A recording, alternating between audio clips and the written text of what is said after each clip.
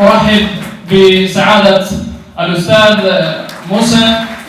markaan xasuusto jaamacadda Daaha waxaa igu soo dhaco rajulku weyn niyadeyna. Waxaan rabaa inaan sheego Sheekh Abuukar Xasan maalmo jooga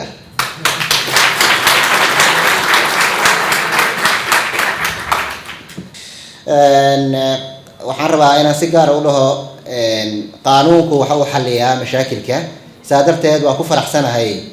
iyadoo laga duulayo in tacliintu ay tahay taas macnaha sameynayso haddana in marka uu tirinayay ustaad galkan tirinayay kulliyadaha inuu soo hormariyay shariica wal qaanuun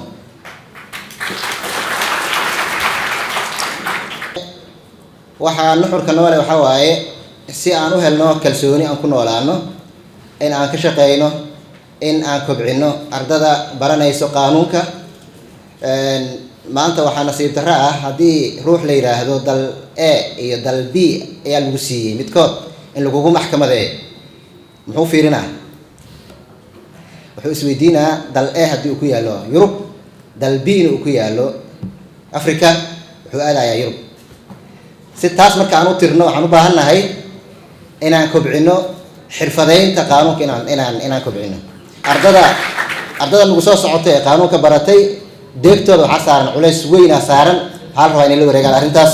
aad u mahadsantihiin.